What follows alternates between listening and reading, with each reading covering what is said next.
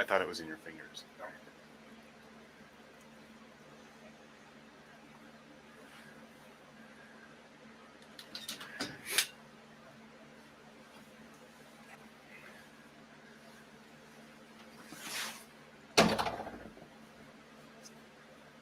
I'll hold this.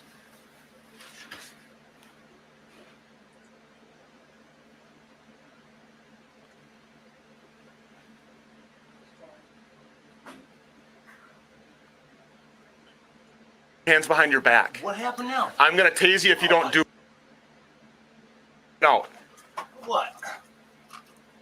What happened? Turn around and put your hands behind your back. What happened now? I'm going to tase you if you don't do it. For what? Dude, come on. Stop. Man, Shut the f. Hold on. This is not even necessary. That cigarette's please burning.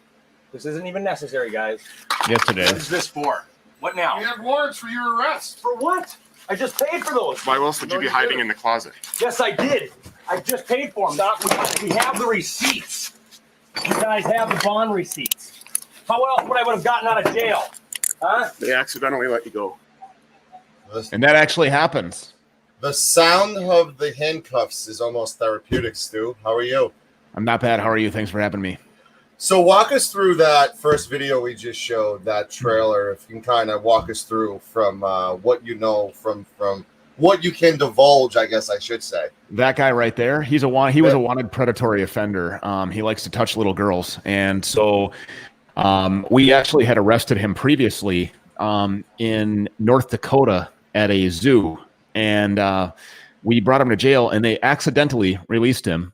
And so then we had to go find him again. And then we found him at his girlfriend's apartment, at which point he said he wasn't hiding. Apparently, you just go to the closet and sit down behind a bunch of clothes to smoke cigarettes. That's just where you go when you want to smoke cigarettes. And he was just about to turn himself in from right there behind those clothes hanging in the closet. So then he was, doing the whole, what is this for? What is this for? And at that point, it's like, hey, listen, if you're not going to comply, we got to go hands on and we got to get you in handcuffs, and then we can all decompress. So one of many predatory offenders that the Twin Cities Apprehension Team is responsible for taking off the streets and at least giving some an opportunity for justice for the victims that are involved.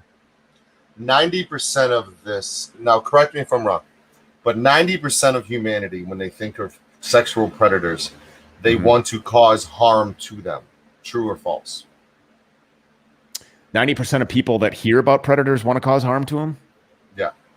I mean, I guess I could speculate that would probably be accurate. I don't know if that statistic is accurate or not, but certainly, I mean, it upsets people when they hear about that. I mean, think about it. I'm a father. I don't know if you are or not, but I have 3 kids, 2 boys and a girl, and thinking about somebody harming them or bringing pain to them would make any father feel that way. And in a profession like mine, you got to take a lot of those feelings and put those aside because you're there to do a job. And the only rule that we have is everybody goes home. One guy goes to jail, but the rest of us go home, and he goes to jail safely and as unharmed as possible. But what people also need to understand is that the apprehensions go the way that the fugitive or the suspect in police matters dictates that it's going to go. So if your actions are passive aggressive or active aggression or resistance, you're going to get met with superior force. That's the way that it has to be because losing is not an option. The Twin Cities Apprehension Team is credited with hundreds, probably more than hundreds now, of felony of fugitives from justice every year. TCAT headquarters is located in Minnesota. However, agents will travel anywhere in the world in pursuit of wanted persons. Where is the furthest you have traveled and why? Monrovia, Liberia, to bring a rapist back for Ramsey County, which is in St. Paul, Minnesota, is the furthest place that we've gone. We're in and out of other undisclosed locations across international borders, probably 2 or 3 times a year, but most of our stuff is done here domestically. Let's go back to that 90-10 thing. I think that 10% is rarity to have such a calm demeanor. That's the one big thing that pops in with me, with you, is the adrenaline rush. It's got to be there. It's got to be a drug to do what you do. It's a natural high. Yet, those emotions stay in check. I was watching a video earlier. I had the difficult task of deciding which videos to show tonight because they're all epically awesome. and one woman is giving you the look of death, and you're like, it's just one warrant. It's just one warrant. And both I think it was the husband and her, because you went in to pretty much tell the guy, like the older person, here's what's going on, and he was tearing up. And you said, what's the big deal? Why is everybody crying? It's just one warrant. Do you think that's a rarity? Because I do. Because I think what you do and how you do it stands out from the rest. We're not even talking the social media stuff, which we'll go down later, and the drone usage and all that good stuff. But just demeanor alone. Did you look at how others are doing it and said, I need to be different and have the most calmest demeanor? Or have you always had this calmness? No, I mean, I think when you first get into this business, I mean, obviously, it's the adrenaline rush is there, kicking the door, going into the unknown. I mean, that like you compared it to a drug. I guess that would be a pretty fair comparison. But the more that you do this, and the position that I'm in now, the real drug, the real high for me is the investigative part of it. You're not going to outsmart me. I mean, there's no corners in this planet, and there's nowhere that you can hide that I'm not going to find you. And the chess game to me is more of what I get off on now. And we kind of operate like a small law enforcement agency. I mean, we're afforded a lot more latitude because we're not the police, and so people that we're hunting have waived specific rights, including the Fourth Amendment right to refuse consent to search and things like that. So although we have the latitude to kick doors and do things like that and escalate situations and do warrantless entries and phone pings and a lot of other secrets that I mean, it's no secret that we're monitoring people's social media pages and getting into the back ends of their stuff. But I think that the least amount of the least amount of room for tactical failure, and when I say failure, I guess I should replace the word failure with breakdown. The more we can do to prevent tactical breakdowns, the better. And I mean, truly, bringing somebody to jail is the end goal here. And in all the years that I've been doing this, and my partners have been doing this, fortunately, we've never been in a position where we've had to use lethal force against somebody. Been very, very close on multiple occasions. Have not had to do that. I pray to God every day that I go to work that I don't have to do that. But as far as do I look at somebody and learn? Absolutely. I'm a student of this game from day one. The minute you think that you know everything is the day that you should hang this thing up and go, because you're dangerous at that point. So with the criminal world and the element there evolving, we have to evolve. So we're constantly changing our strategies and our techniques and our tactics. But I think what everybody needs to know here is that there are a lot of mentors of mine in this business, some very great police officers, U.S. Marshals, things like that I've had the opportunity to observe and learn from. And you take the best. If anybody's going to be really good at anything, a lot of it is going to be stolen. And so you take a lot of techniques of, the best people and the best examples around you, and you put all those things together and weed out the things that won't necessarily work for you and your team, and you kind of run with those things. So I'm very thankful to have a lot of relationships with some really spectacular cops and some really spectacular fugitive hunters that have put me into the position to not only just do the job the way that I have, but to vet people that come and work for me. How to approach things, every file, every skip that we get, every fugitive that we're looking for, every man or woman that we're hunting that doesn't want to go back to prison, presents a different set of unique circumstances that, no two people are the same. It's like a football coach. This guy's motivated by yelling at him, but this guy's motivated by talking to him. And this guy's motivated by saying, hey, I've seen you do a lot better over here. So what is it going to take for me to get that guy back? So once you're able to realize that everything is a moving and living and breathing thing, I guess it just makes you better at your job because you're able to more quickly adapt to certain situations. And I will say that training is the most important thing in the world. I mean, we train because when shit's hitting the fan and you're in a situation where you're under stress or in a crisis situation or something like that, the human relies on training and instinct. And so if you don't have training, the only thing you're going to have is instinct, and that would be uneducated instinct, and you'll be in a world of hurt. When I told people, do you like to be called a bounty hunter or a fugitive hunter? I don't care. It doesn't matter. It is what it is. I mean, we're bounty hunters, we're fugitive enforcement, we're bail enforcement. It doesn't matter. So when I said to people, hey, I'm having a bounty hunter on, the first thing they said, like, dog the bounty hunter. Does that bother you, or kind of No, not at all. or is that a good comparison? Because of the whole TV aspect of it, you always wonder, script, is there a script? Is this what we're really seeing? Yeah. When what you do is body cams, you're the camera. You're a walking, talking camera. And you know, there is a camera person in a very safe way filming and doing what they're doing, but they're not. Yeah. Right, as of recently, but there isn't an A&E crew of 4 people, you know, with a boom microphone following around doing this. Yeah. You don't We don't have that. No, we don't have 3 SUVs following us and camera guys jumping out all over the place. But, you know, here's the deal.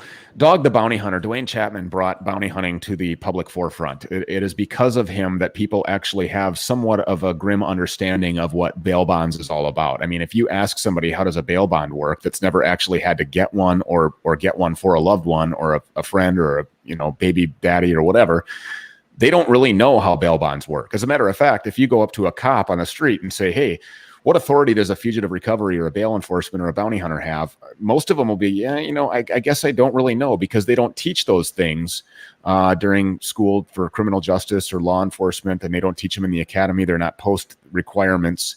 And so our authority and the way that we operate is kind of questioned, and in the state of Minnesota, completely unregulated, which is kind of dangerous as well. So I'm not going to get into the politics of that. I would encourage a little bit more regulation, and that's coming from a guy who's really against regulation, and I'm more for deregulation. But in a business where you're going to put on a gun and a badge and go seek somebody who doesn't want to be found, there is a tremendous amount of liability and a whole lot of responsibility that comes along with that. So I've kind of gone around the block to go across the street here. But to answer your question about Dwayne Chapman, Dog the Bounty Hunter, his family, the Chapmans, they are great people. I know Leland personally, very, very good guy. He's an actual great fugitive hunter down in Alabama, and he works that kind of southeastern part of the country. He's very qualified to do what he does. I can't speak educatedly as to whether or not things were scripted for A&E and the exact way that, you know, Dog the Bounty Hunter and that whole show and Dog and Beth on the Hunt, how that all worked. If it was, hey, you know, we'll catch you on TV and you can rebond through our bail bond company or whatever. I guess I don't know, or paid by A&E to get found on camera. I know that they were probably real wanted fugitives, and that they were actually captured. But I think, you know, to answer your question about whether or not I support what he did, absolutely. I mean, first of all, he's an entrepreneur who made a bunch of money in the free market, and I'm all about that. Number 2, he was bringing wanted people to jail, and that's why I do what I do. Number 3, he educated people about what bail bonds are all about. And number 4, he did it pretty tastefully and with kind of a charisma that nobody else has, and he's quite the character. So, you know, and Beth, you know, God rest her soul. She did tremendous things for bail nationwide, and she's a real advocate for bail and common sense approach to bail and why we need it and why bail reform is a big joke. That's awesome. So this is clearly a profession that not everybody should do. There's copycats. There are copycats out there that do it, that don't do it correctly and shouldn't be doing it. There's people there's people who essentially say, oh, well, there's a bounty on this person. Let me just go ahead and grab it and get that money. That shouldn't be done that way. That's reckless. That's dangerous. And that shouldn't be done that way. I mean, I'm in no authority position to say that you can't do it. But I would say that it's not a game out here. You know, I mean, I had a guy tried to kill me just 3 years ago. I had a guy come at me with a baseball bat just real recently. You know, things happen out there, and if you don't know what you're doing, I mean, so let's go back to Dog and Beth. Watching 5 episodes or even 5 seasons of them does not give you training.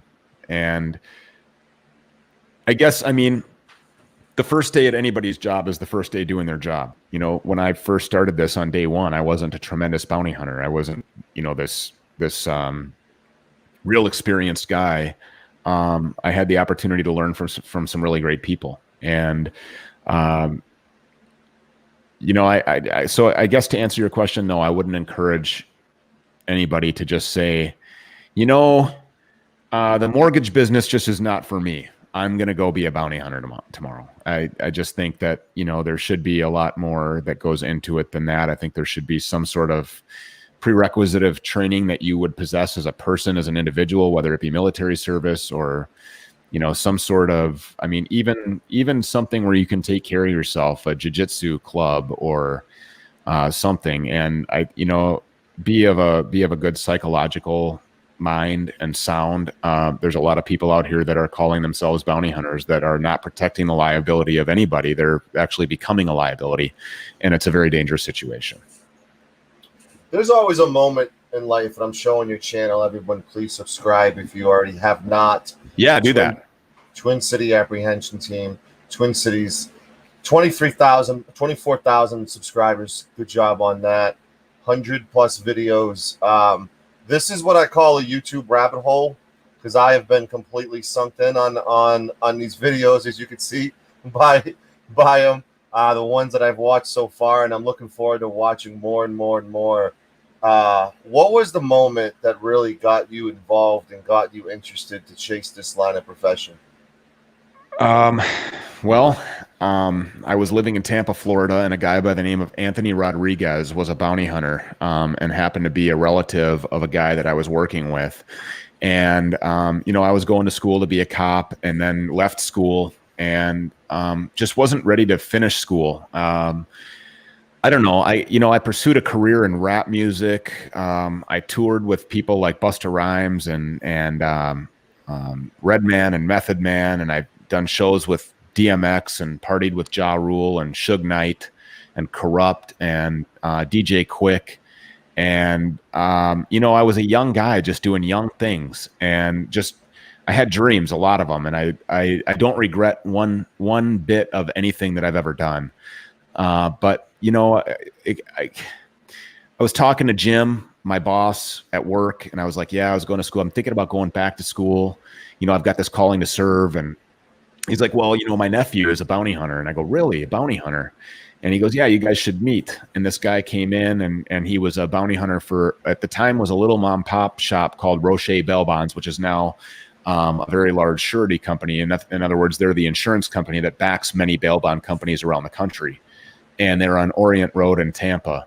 And Anthony came in, and he had his long hair and a ponytail, and he goes, so you want to be a bounty hunter, huh?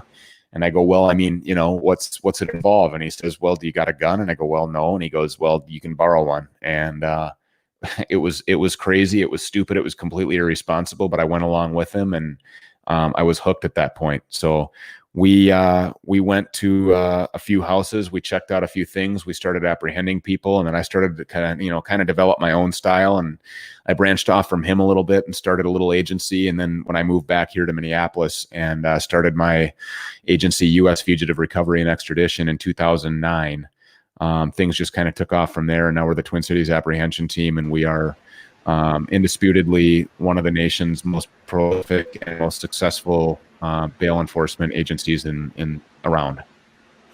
Do you have a percentage as far as contact CAUTs?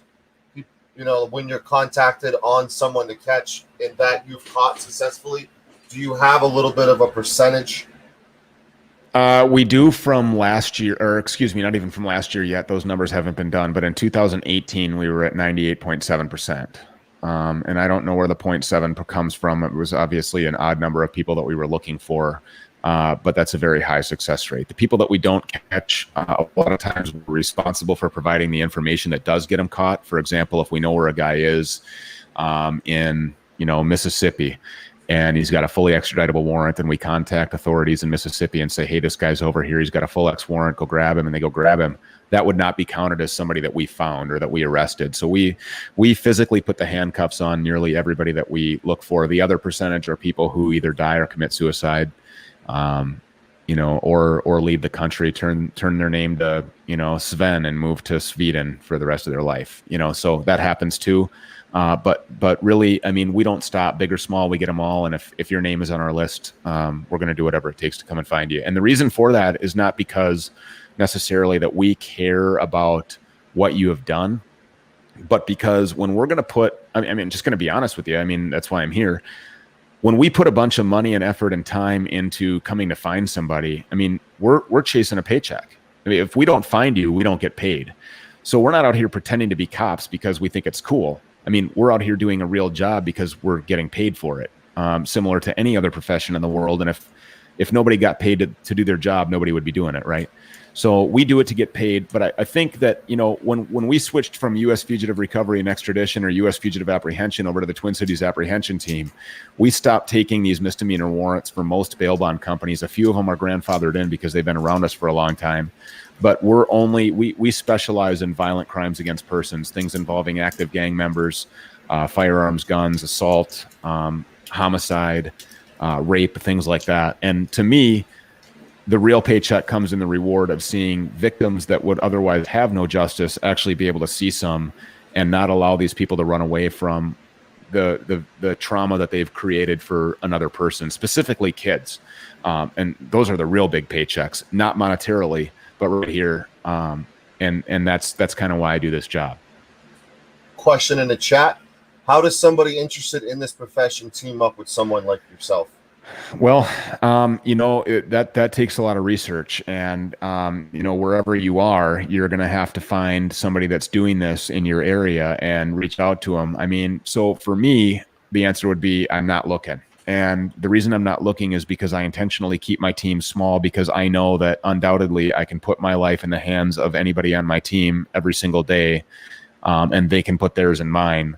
We know what we're doing with each other because we've been with each other for so long that I know what Richard is going to do, or Dylan is going to do, or what Nick is going to do, or what, you know, Dustin is going to do before they even do it. I know that when I ask them to be on the 3-4 corner of the house, that they're going to be there until they're asked to be otherwise. And I think, you know, going back to rule number 1, which is everybody goes home, and this isn't a game, is, you know, you have to have something to bring to the table. If you were looking to be on my team, I would say, what do you have that we don't already have? Because everybody on my team brings something, a completely, they came from different upbringings. They served in different places. I got a guy that was an orphan that was left by his biological parents on the steps of some stranger's home, and works for me and does a very tremendous job. I mean, these people have been granted, you know, the chance of 0 at being something in their life and have done that. But some of them have served in the military. Some of them have previous law enforcement experience. But we all have a different way of thinking. And when we put all of our ways of thinking together and all of our life experiences and our tactical knowledge and our education and all of those things together, we become less than 8 individuals and more of one well-oiled machine. So anybody that wants to get into this business, I would say it's a very noble profession if you're going to do it with integrity and honor, and you're doing it for the right reasons. And if you're willing to train, and if you're willing to take it seriously, then I would say package all of that up in a nice little, you know, bow wrapped bubble paper type deal and bring it to somebody and just beg them for a job. Just say, can I intern? Can I follow you around for a while? And just show them that you're really serious about doing it and that you're a safe person who cares about other people and that you care about integrity. So we're going to play a little game here. I'm going to show you a picture of a previous catch, and I want to get your synopsis on that person. First thing that pops in your head. All right. Ready? All right. Let's see it. There's the predatory offender. This guy is actually currently wanted by the U.S. Treasury Department. That is Kyle Brennezer, and he is the guy that we arrested 2 times for touching, you know, underage girls. He's got a girlfriend that's committed to helping him run. He went into a dealership trying to buy a motorcycle here recently with a forged check, and this guy is an absolute parasite. So the one word I'd use is parasite. Oh, that is, God, is that? Oh, I know who that is. I forgot what her name is. Richard and I arrested her along with her boyfriend. They both had warrants. She actually came from a very good upbringing in a very upscale neighborhood. And so I guess the one thing that if I was to pick a word, meth. There you go, meth. Big challenge answered. Fugitive who vowed never be caught, arrested in Indiana. How possessed were you on this case?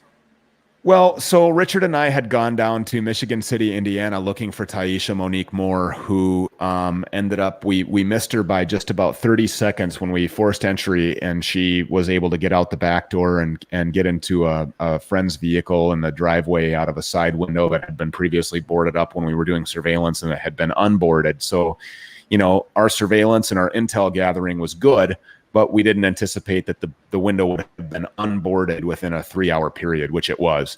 So she got out that window. Luck was on her side. Her problem and her fatal mistake was that she took to social media to challenge us. So we left Michigan City, Indiana, which is, you know, a 14-hour drive, give or take. And we left there to come back home. And when we were almost home is when we started seeing these social media posts by her. Haha, didn't get me, gonna have to up that reward a little bit. It was a lot of uneducated jargon that I couldn't really translate because I'm a human and I speak English.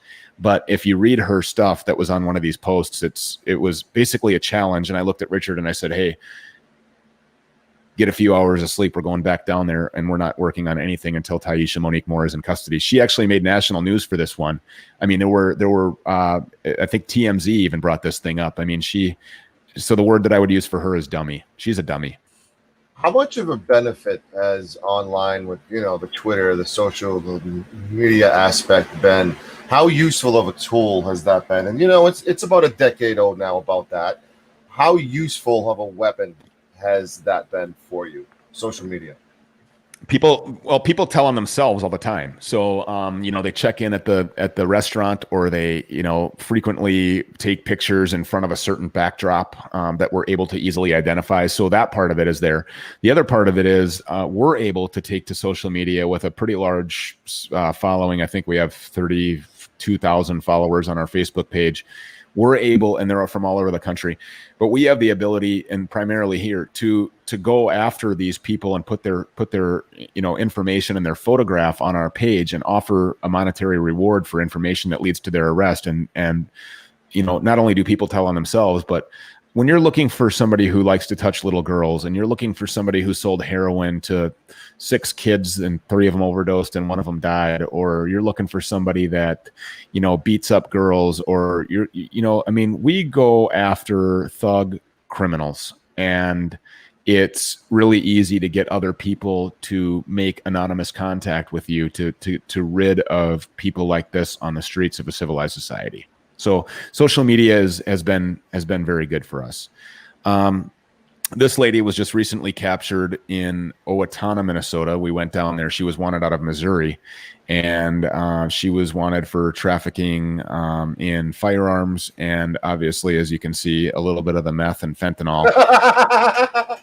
And so we were able to catch up to her in Owatonna, Minnesota, take her to the Steele County Jail, where she was held for extradition to Missouri. She had full X warrants. So that one was, if you watch the video, I tell people often that our job is about 1% investigative experience, you know, due diligence, and professional history.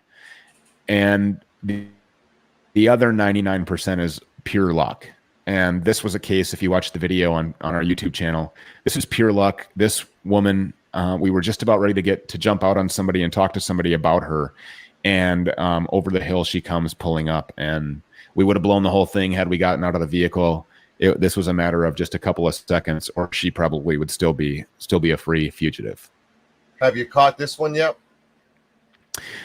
She's dead.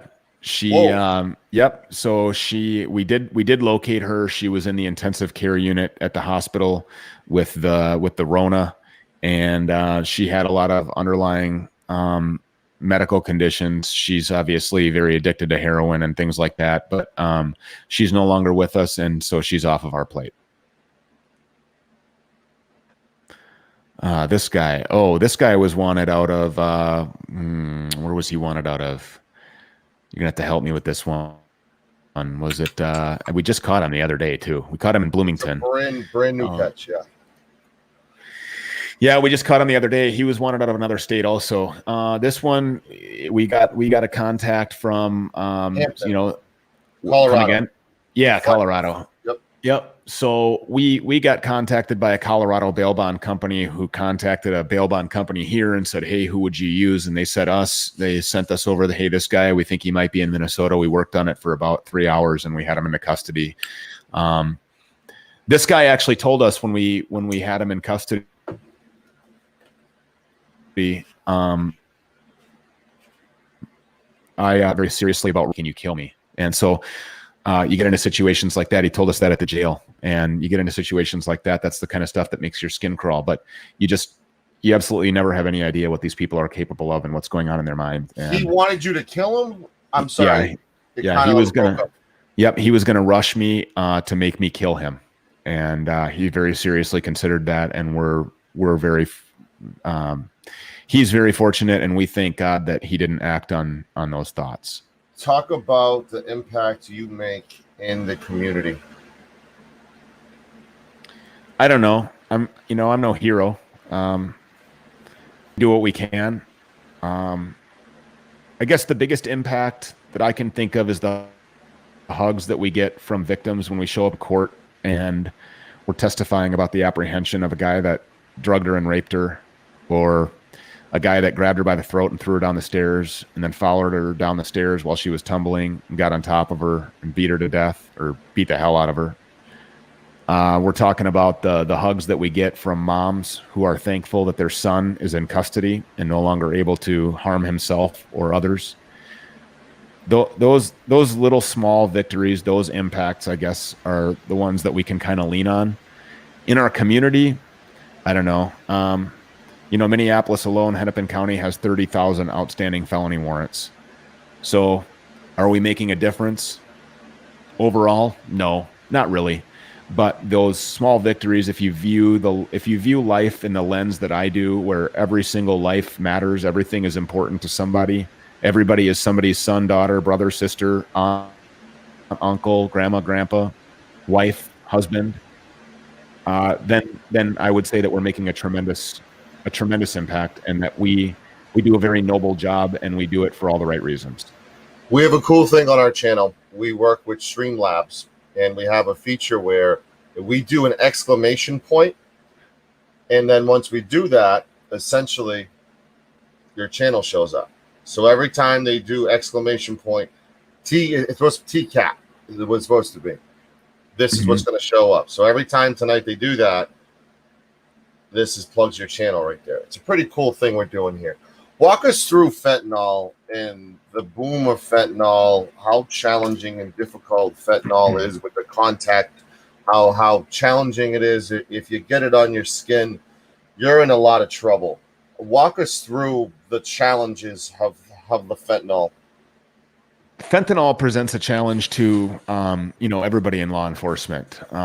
If you're chasing somebody who's known to use methamphetamine or heroin, or cocaine, there's a very high probability that you're going to come into contact with fentanyl.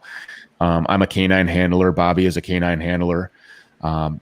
Chip is an extremely qualified, certified McDonough canine, who Bobby is an absolutely tremendous handler and a wonderful addition to our team. That's, I think, one of the scariest things is that, one of the dogs is going to come into contact with it. There's not much you can do at that point. There are things that you can do, obviously, but it's a very dangerous substance. Look what it's doing to our country. You look at, statistically, people are dying, they're overdosing from this stuff. I don't know that there's any such thing as a good batch of fentanyl, but there certainly are a lot of bad ones, and heroin included. But fentanyl is something where just if you get it onto your skin and it gets through your pores and into your blood system, you can overdose and die from this stuff. So, I guess it's one of the natural risks, hazards, assumptions of liability that you take into consideration when you're doing this job. There's no way to avoid it. We chase dope dealers, we chase dope users and addicts. It's going to happen. You're going to come into contact with it. The best thing you can do is just try to glove up and stay away from it. You get somebody into custody, you ask them to be honest with you and let them know what's in your pockets. When they're in handcuffs and everything is decompressed, they do a pretty good job of being forthcoming and honest with you. We've got some pretty some pretty good guys on our team that are very level-headed, and we get a lot more thank yous when we go to jail than anything else. I mean, we're very respectful people. You're going to get all the respect in the world until that you prove that you don't deserve it. And so when everything is kind of calming down and we say, hey, listen, here's the deal. I understand that you use meth. That's fine. I understand that you have an addiction issue. That's fine. I hope you get the help that you need. But before I go digging in your pockets, I want to say two things. Number one, I want to make sure that we get this stuff out here, because if you introduce it as contraband to the jail, that's a whole new charge and a whole new set of felony circumstances that just don't need to present themselves. Number two, I have a family and I want to go home to them. So I don't want to come into contact with that shit. Just tell me right now what you have. And more times than not, they're really honest with you. So is it a dangerous substance? Yes. Does it affect what we do? I mean, yeah, you have your head on a swivel as far as that could potentially present itself, and it could be there. But I guess what it's doing to the country is probably more detrimental than how it affects us in our daily operations. Along with fentanyl, another weapon against you is COVID-19. Talk about the challenges you have now with COVID, because everybody's wearing a fucking mask. So Yeah. your challenge is a little harder now. They're hiding already. Now they're wearing a mask, hiding even more. I want you to kind of talk about the challenges of the mask, and then also talk about the challenges of the contact and the risk of catching it, because this is a contact profession. You have to go hands-on. We're living in COVID right now. So kind of address the mask first, and then let's talk about the contact and the hands-on thing with COVID-19. The mask thing isn't an issue for us. We know who we're looking for. We're conducting surveillance at the places that they're known to frequent. We know about their tattoos. We know about their height, weight, their build, who they're with, what they're driving. The mask thing hasn't really affected us. As far as COVID is concerned, the actual coronavirus is not affecting us. What's affecting us is how people are reacting to it. I mean, people are lunatics out here. So I guess the biggest way that it's affected us is politically and procedurally, when we come into the jail with somebody who has a felony warrant and actually being turned away at the jail with somebody who has a valid felony warrant for their arrest, and they're citing COVID-19 for the reason that they don't want to accept them into their jail. So there's a lot of workarounds for that and things that we're dealing with. You know, as far as procedurally, I would say is probably the number one way that COVID is affecting us. But we're out here doing our job just the same every day as we would be amongst influenza B or hepatitis C or any other thing that you can contract by coming into contact with somebody. We're not really worried about it.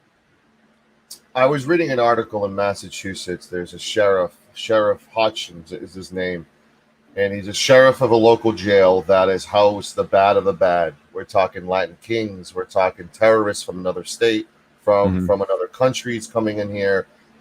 A lot of them been released because of COVID-19, and they reoffend, of course. Do you have that same issue in Minnesota with these people being released because of COVID-19, and you have to go through this hell all over again? We haven't had anybody that was released due to COVID-19. I live in the People's Republic of Minnesota, so I have people being released because of liberal judges. So I have people being released because they listen. They were just getting their life together. They're not going to reoffend. You know, you should be released on your own recognizance or very minimal bail. So we have people that we rearrest all the time, but it doesn't have anything to do with COVID-19 as of yet. So the people that are being turned away at the jail those are sign and release warrants is what they're calling them. And then we find a workaround to get them held, you know, in some other way, or find a way to protect the liability of our bail company. Because remember, for us, we don't get paid to go put handcuffs on people. Okay, we're not the police. We get paid to protect the liability of the bail bond company. So if you have $10,000 on the line for Kyle Brennizer that likes to touch little girls, our job is to get you off of that $10,000 commitment or that contract that the bail company has with the court. So if we can do that in any way, whether it be putting them in handcuffs and bringing them to jail, that's the most obviously successful way of doing it, because the court can't deny your efforts when you're actually introducing this person into custody. However, if the court is going to restrict you in some way from actually performing your contract to them, then there are other ways for us to protect the liability of the bail bond company and get that bond discharged. So, like I said, we're not heroes. We're not out here to, go play cop and arrest everybody. We're just here. We're basically, I guess the best way that you could refer to us is like loss prevention agents for surety companies. And so for whatever reason, people are being turned away, and however many times we have to go rearrest them, that's just part of the job, and we'll do it every time. So what happens if you catch someone that you've been looking for weeks? They're showing symptoms. The jail's refusing them. Do you still get paid? We haven't found anybody we've found people who are claiming to have the COVID, but they get to the jail, they get screened, and it turns into more of jailitis, is what they have. The jaileritis. They just don't want to go to jail, and they'll say or do anything to not go to jail. So we haven't run into anybody that we are trying to introduce into custody that is actually exhibiting the signs or the symptoms of coronavirus. So I can't educatedly answer that question yet. Who's this fine gentleman? That is Christopher Stengel. His son tried to kill me. Chris Stengel Jr. tried to kill me 4 years ago in a foot chase. Came around the corner of the building, and Stengel was proned out and had a gun and pulled the trigger, and it went click. He was immediately, obviously, tackled and swiftly taken into custody. We recovered the gun. We recovered a whole bunch of meth. And he went to jail, just got out about 1 day before we arrested his father here. He is when he got out of prison. And this Stengel here actually did the right thing and turned himself into us. I called him. I called an acquaintance of his and ended up being on the phone with him. And he said, yeah, I heard you want to talk to me. And I said, yeah, hey, turn yourself in. I work for blah, blah, bail bond company.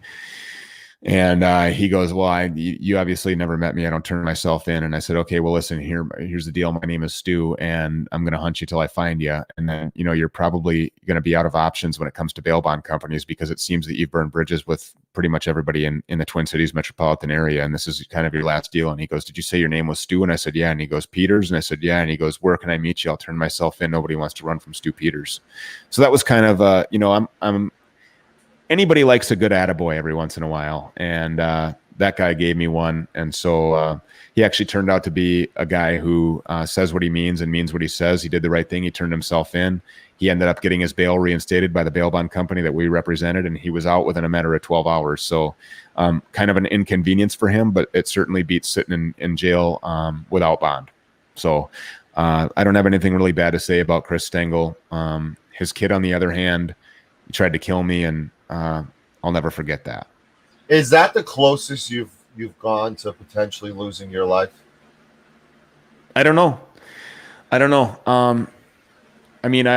No, I don't think so. I mean, there was another instance where we were holed up for 30 hours doing some surveillance. Eventually, the FBI entry team came in.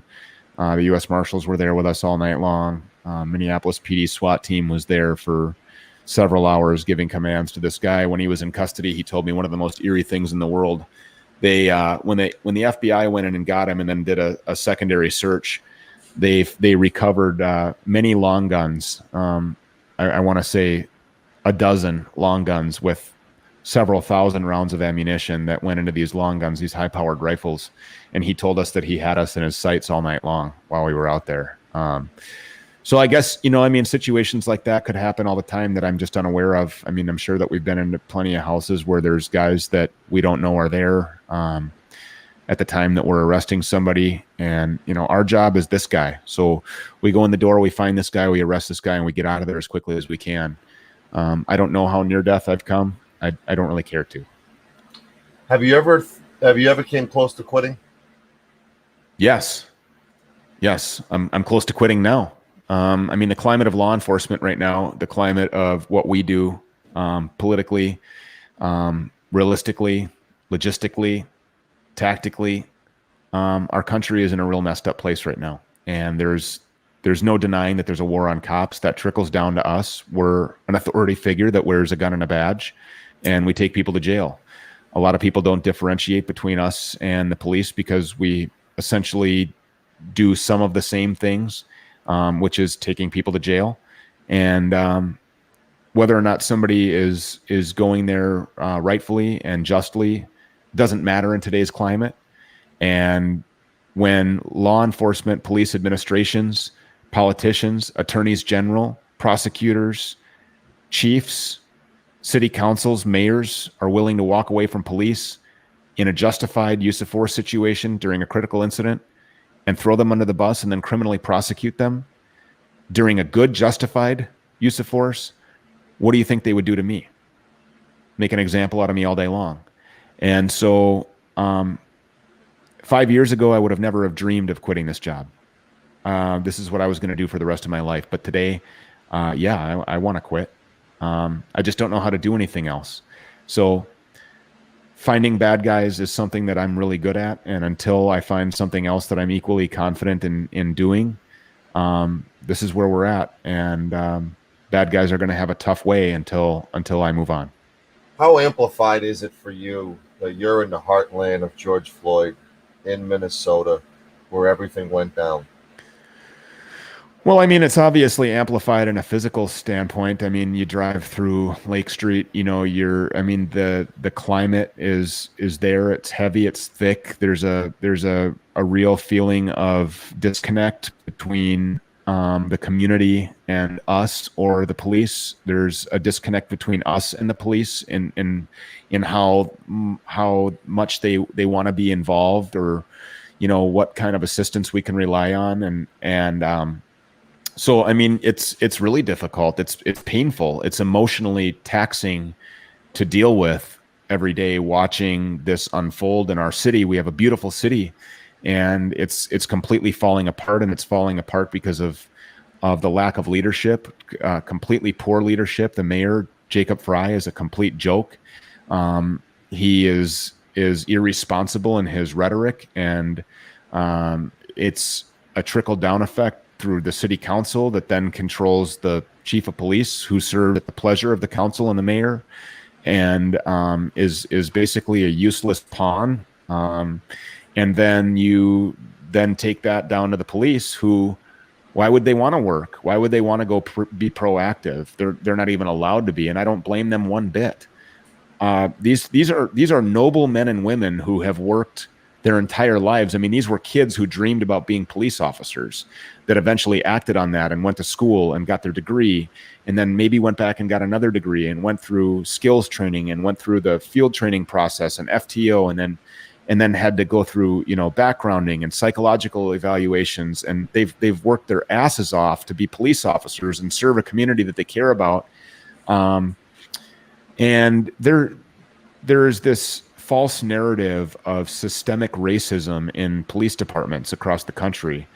I know these people. I work with them all the time. These people are not racist people. I mean, the fact is that there are ignorant people who are going to be racist.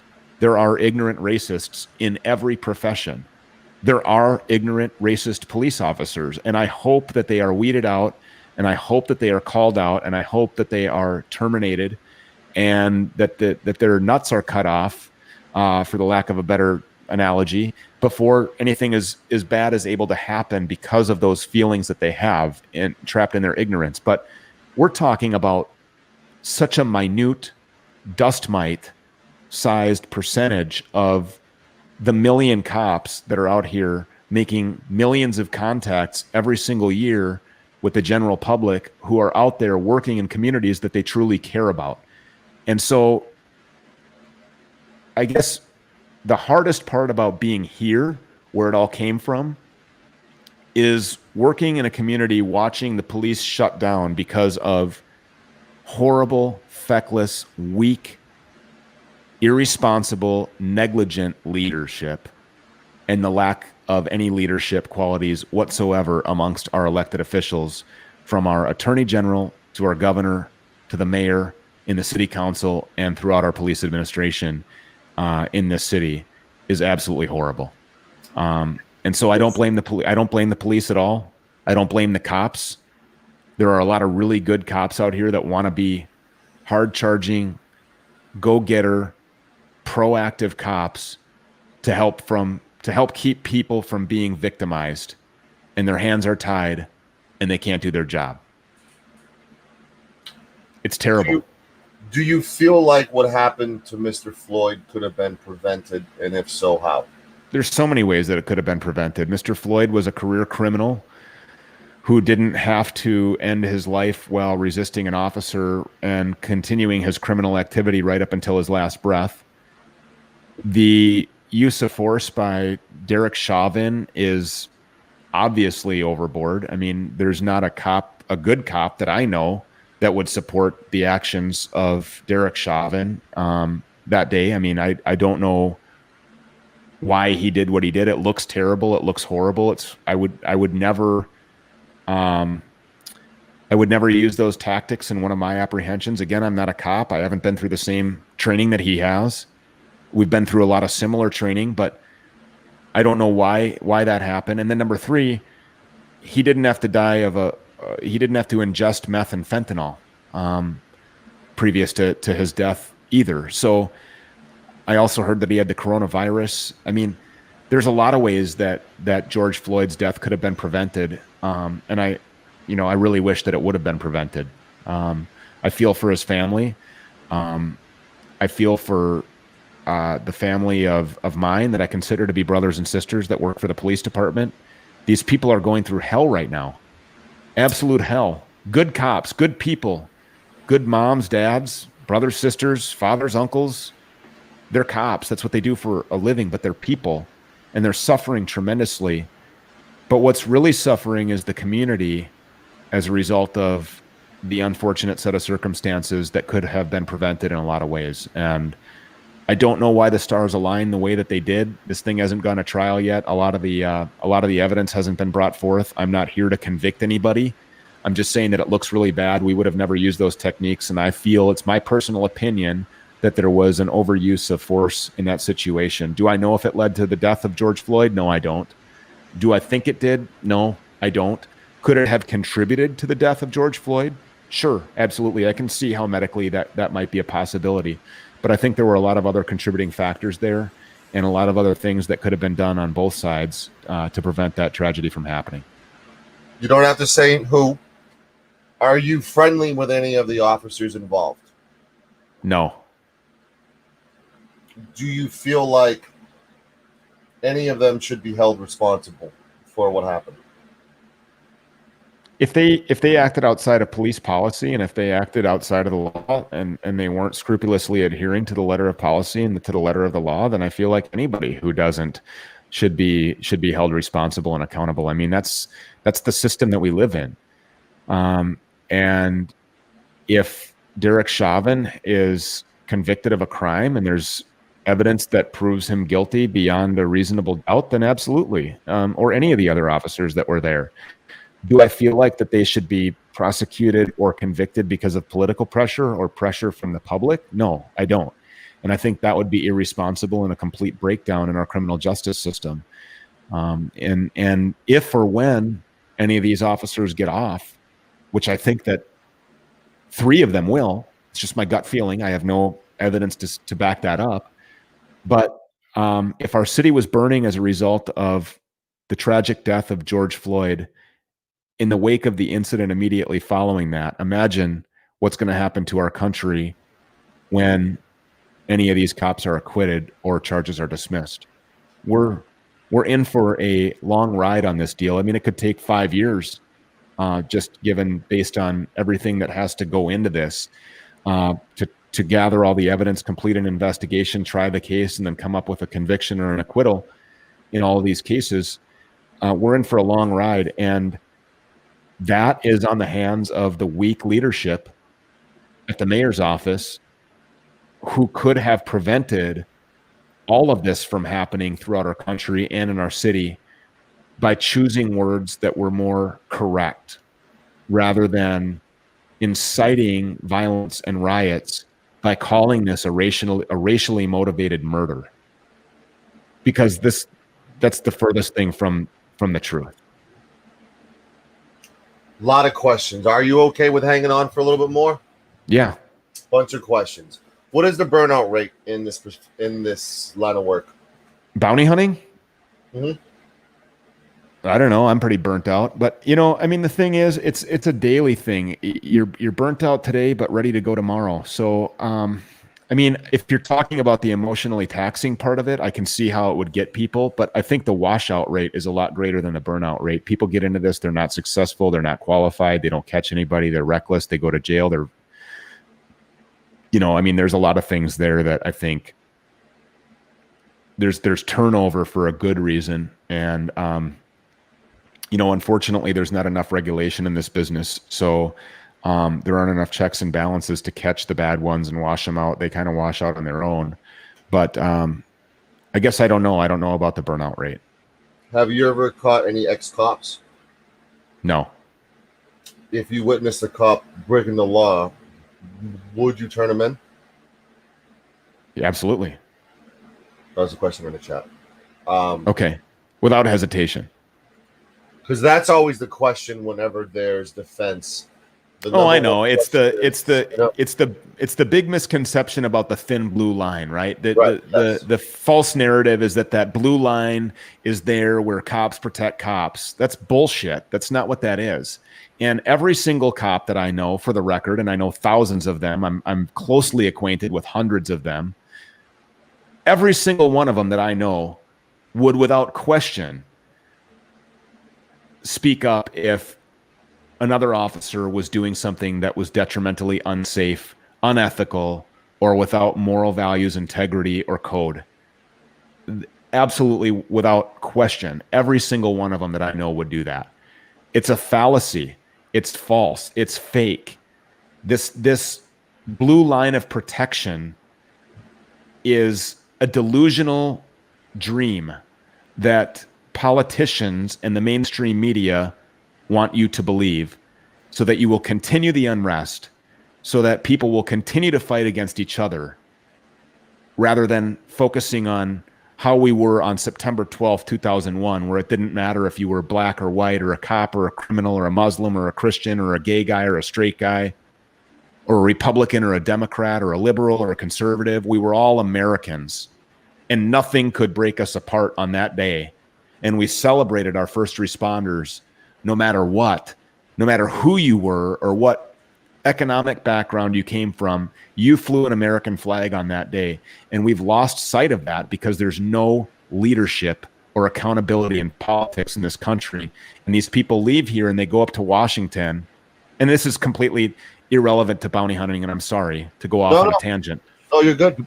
But these people without term limits and without jurisdictional regulation go up here and they can do whatever they want, say whatever they want, and divide us on purpose and intentionally. And that puts cops' lives at risk. And that puts the lives of the people in their communities at risk.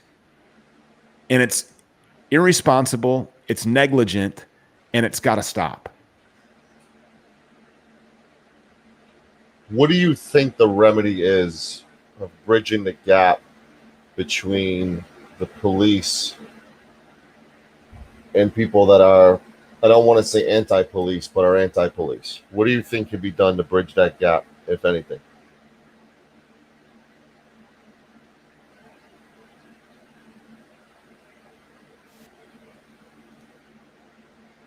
Oh, this slide just went on mute. He'll be back. He'll be back, everybody. Technical issues.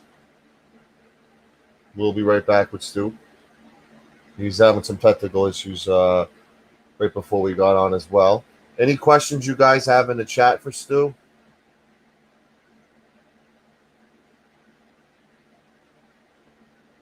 Please put it in the chat. I am reading the chat. I just have so many questions for him myself that I want to kind of get it all in between what questions I have and questions that you guys have.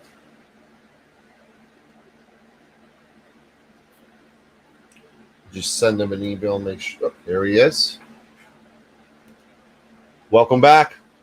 Yeah, I don't know if it's me or you or what's going on, but hopefully you had some good body cam footage or something to keep these people entertained. Not that I'm entertained by any means. Well, the problem I have with All right, so while we do this, let's talk about your Hall of Fame catch. What's your Hall of Fame catch on your channel that you think would be good for me to do a little breakdown with you on? I mean, I don't think there's really necessarily a Hall of Fame catch. I guess there's just been so many of them over the life of my career and the fortunate time that I've been able to spend with my team.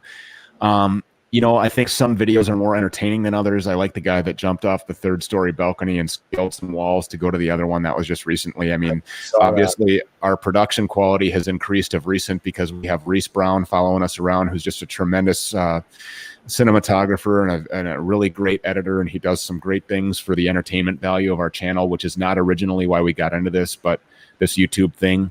But it's certainly, that's where our world is going. It's accountability and it's transparency.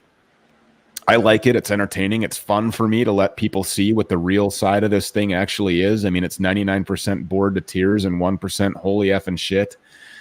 So I guess I don't know. There's a lot of good videos on that channel, man. And anybody who's hasn't had the opportunity to look at it, please look at it. Please subscribe. We like new subscribers. There's some trailer videos on there. There's some news coverage videos on there. There's a video on there about when I became a pet detective, and I helped somebody figure out who was extorting them for money to find their lost and eventually found murdered animal. And so there's a lot of them. I mean, we've got this guy that we've arrested a couple of times. He goes by the name of Boss. He's a real piece of crap.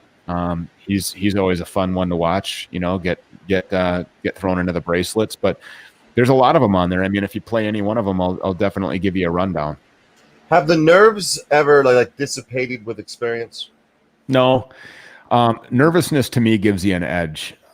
If you're scared when you're doing this job, I think it's time to go. But no, I mean, if you're not nervous, then that means you're reckless. And I'm always nervous. I'm most nervous about my partners and, just trying to keep everybody safe and trying to think. I guess the reason why I'm nervous sometimes is because I'm thinking of, every possible negative outcome. And there's a plethora of them that goes along with anybody that you're looking to put into handcuffs that doesn't want to be in them.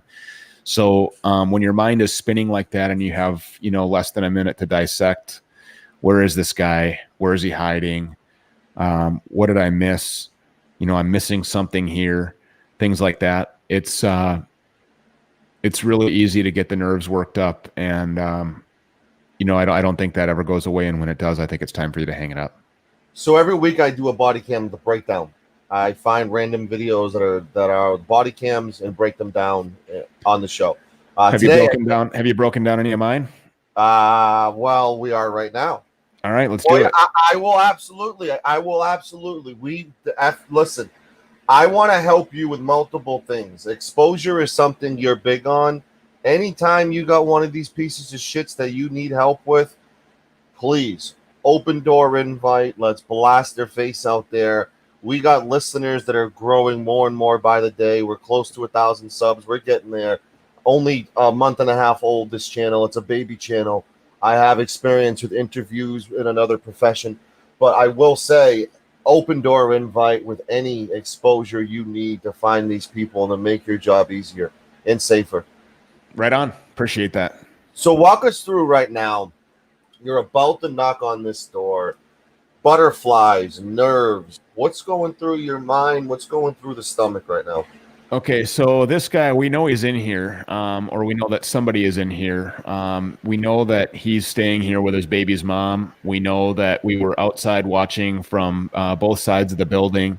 Lights that were not previously on are on now. Lights that were not on are not, and vice versa. We know that there was nobody in the apartment about an hour before this. We can hear a man and a woman inside. We know that he's there with her pretty much. We're 99% sold on that. We have confirmation from other people inside of the building that this is the guy that's there and living with her. So, you can see me there. You can see Richard there. We're very cautious. I mean, look at that hallway. That's the fatal funnel right there. I mean, there's nowhere to go. Crossfire situations there are pretty hard to avoid. We're thinking about a less lethal option. Who's going to be on the gun? Who's going to be on the taser? These are things that have been previously discussed before we come up there. Bobby is on scene. He's in the parking lot pulling up. He's got Chip, his canine. They're outside. They're going to go over by the balcony side. And so we're kind of at this point, it's a fluid situation, and there's a whole lot of unknowns on the other side of that door. How long did it take for you to get a Richard and to get a Bobby and a Chip? How important is having a trustworthy team, and how tight is your circle? I can't do this job without those guys. Those guys make me look good. I might be the face of this deal, but they're the backbone of it. And where blood would not bring us closer together. Those guys are my brothers. They're family. And I spend more time with them than I do, sadly, sometimes with my own family in any given week or day. I put my life in these guys' hands every day, and I ask them to put theirs in mine. So it's a very unique relationship. You can't compare it to the relationship of anything else, whether it be a marriage or a brother. It's just your partner at work is, those guys know everything about me, literally. And I can go to them with anything, whether it be something going on in my personal life or professionally. And every bit of success that we share together as a team is because of the efforts of everybody as a team. And it took far too long to find them. And I hope I never have to look to replace them. You see the worst of humanity. How difficult is you to not bring that into your personal life and not become angry at the world? Well, it is. I mean, that's a challenge. That's why people see people, right? I mean, people talk to people, and it's always good to vent and whatever. So, I mean, not bringing that stuff through the door on my shoulders when I come home from work is something that I try to, cognitively think about, and I'm really conscious of that. So, yeah, I mean, it makes you really hug your kids a little extra tight when you go search a trap house and there's 4 kids in there, under the age of 10, running around amongst meth, heroin, fentanyl, guns, gangbangers. So it is taxing, but it's part of the deal, and you have to try to emotionally detach yourself from it. But we're not machines; we're humans, and some of that stuff really does affect you. Here we go. Tense right now, right? Right here, it's just look at that flashlight you have. Yeah, that's a flashlight on my pistol. It's called a Streamlight. Have there been points you just lost your patience? No. Oh, I hold it together. Have to. I need to save you hundreds of dollars this year and hold on, we gotta thousands of support dollars you. over your lifetime. We Here's gotta- how There's a little works. money. This is $3,000. We gotta support you, Mom. We gotta support you, my guy. Here we go. Boom. All right. All right. Coming so in, get down on the ground. The door kicker should never be the first person through the door. So now, if I would have turned the knob and the door would have been open, I would have been the first one through the door. When the chain was there and I had to step back and kick it, I'm not in a position to be able to effectively be the point man. So just by our training, that immediately changes. Once Bobby sees me come and kick that door, he moves around me. And he goes in a position to the left, Richard then to the right. We know the door that he's behind because we've cleared in line of sight. It's the door that's closed. It's where you can see the light has been turning on and off. We know it's the bedroom. That's where the voices are coming from. So we have a pretty good idea where he's at this point. Marston, they're in this room right in front of you. So Richard turned on a light there, or somebody did. We're gonna force our way in there. If you can turn on a light, I mean, if the switch is there, light up the room. Let's get that going. That thing that's on my shoulder is called a guardian angel. That's a device that emits light. You can use it for low light situations. If you're just writing something, you can use it for a spotlight. You can use it for a warning signal if you're out in traffic. And you can use it. It's even got a light on the top of there so that you can use it for, people can see it from all angles if you're down or if you need help or something like that. So it's a pretty neat new gadget that's come out recently that a lot of law enforcement guys are using. I saw, one of my cop buddies wearing it. I asked him what that goofy looking thing was, and now we all wear them too. It's a pretty neat little deal. So I know that he's in that room there. I'm in the fatal funnel right here. That door is directly ahead of me. I have really nowhere to go.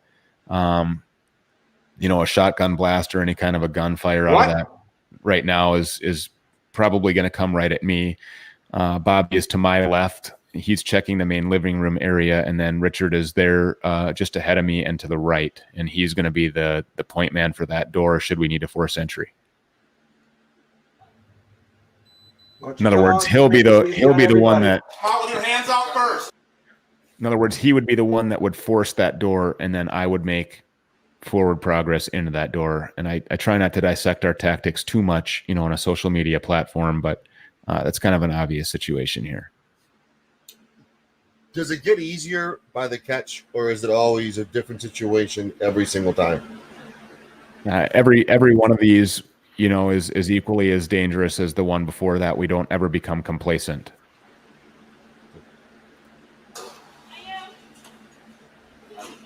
Blinds. I'm scared. He's out the window. Okay, so at this point, when you heard Richard say blinds, you could hear, Richard could hear the blinds moving. That's a great shot of his butt. Really nice. I was just going to say that. Hold on. Yeah. Is that the Nice crack. All right, that's better. Go ahead. We're on the third floor here. I mean, and like I say to my team all the time, it's like, they'll say, well, we don't really need a guy out the back. Yes, you do. You always need a man outside. People will jump. They'll do anything to get away. You always need a man outside. Luckily, after Bobby had checked in the living room, he had cleared back out. We knew that we had him there. He had the dog outside, and you'll see that this timing was perfect. So now we're running. We're running ass right now. It's very obvious that he jumped out a window, third floor. Yeah. And it's time to run. Right. Hey, you're on the air. He was swearing a lot. Didn't know that he had his mic keyed up and he was swearing on the air. We share a dispatch channel with a lot of other agencies, and we were on the main there. So that's why I'm yelling, you're on the air, you're on the air. Turn around right. So that's where he jumped from? No. So if you look up and to the right, there's a window up there where what he did, you see that ledge, that grayish ledge? We thought that he jumped out, but what he actually did was went out and scaled that ledge, and now he has gone over to the second floor on a completely different side onto a balcony of an apartment that is completely unknown to him. He doesn't know the people that live there. So now there's a whole new set of circumstances because we don't know, look, is there anybody in there? What's this guy going to do if this other guy comes to the door? I mean, I know that if I'm home and there's some guy yelling this shit on my balcony, I'm going to take action myself. So this is a very fluid, unpredictable, and very dangerous situation at this point. I'm calling my mom. Turn around. Now, if you pause it for a second, I just want to highlight what a man he is. Okay, so he's able to use a gun and rob people, doing armed robberies, and victimize helpless, vulnerable individuals, and he's a real big badass. But the first thing he wants to do when it's time to go to jail is call his mommy. So you got to tip your hat to what a man this guy is, right? First of all, he's running from his problems. Second of all, now I'm calling my mom, this guy. You've talked to a lot of moms, though. Yeah. That's the interesting part of this is a lot of arrests, they say, can you talk to my mom? I know. These are grown men. These are grown men who victimize other people with force, with weapons, and then this is what you get. Just blows my mind. Now, how many arrests has this guy had? Like, you know, do you know his rap sheet? Like, how extensive is that rap sheet? I knew his rap sheet going into this. I want to say that he had at least a dozen felony arrests, and he's in his late 20s or early 30s. Huh.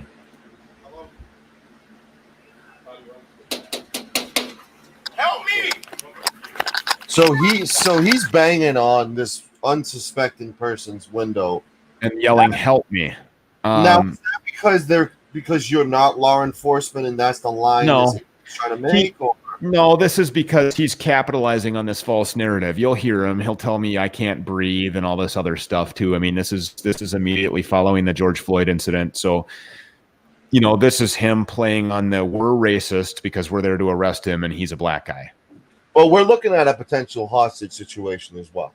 You could be. Yeah, you absolutely never know. I mean, if somebody were to come to that door or a light were to come on, the first thing I'd be yelling is, "Do not open that door. Do not open that door." We're trying to figure out leverage. That gives them leverage. For sure. And we're trying to figure out where this apartment is in relation to the apartment, how to get a hold of the property manager, how to figure out who's in there, if anybody is, you know, how to get some keys. You know, now we have obviously a wanted felony fugitive there. So we're going to try to, you know, knock on this door. If nobody's there, I mean, we got to go get this guy, right? So that's exactly what ended up happening. Bobby and Richard were able to get a hold of the building manager, and you'll see what happened here. Can I have you open this door? Somebody open this door. Shannon, they trying to kill me. I'm at the house. Nobody's trying to kill you. Stop with that stupid shit. Look. Did he climb up some? He's on a balcony. It doesn't Yeah, he could be on this one. Entry into that apartment. Here. This one, yeah. He jumped down. Okay. Next door over. Get down So I'm on telling your him face. next Do door it over. now. It's tough to figure it out from the outside, huh? No, because I saw my partner's flashlight. So he was in the one next door, and I was able to see his flashlight when he first went in there because there were people in that one, and that's when I was able to say, "Hey, next one over." Oh, wow. So Okay. yeah, it was pretty easy to figure this one out where this guy was at. So you're very good at utilizing your environment. You have to be, yeah, and that, I mean, I wouldn't call myself an expert. That one was pretty obvious. You see a flashlight and can pretty much assume it's your guys. We Or you will hope- talk. We will talk about the Uber in a minute. So hang in there. Okay. Here we go. The neighbors. You stay right next to me. Have you? Oh. There's Chip. Is anyone in the house? Yeah, there's Chip, the world famous canine Chip. Chip's my favorite only because I love dogs more than humans. So Yes, so do Chip, I. Chip is my favorite. No offense. Yeah, is unknown to him.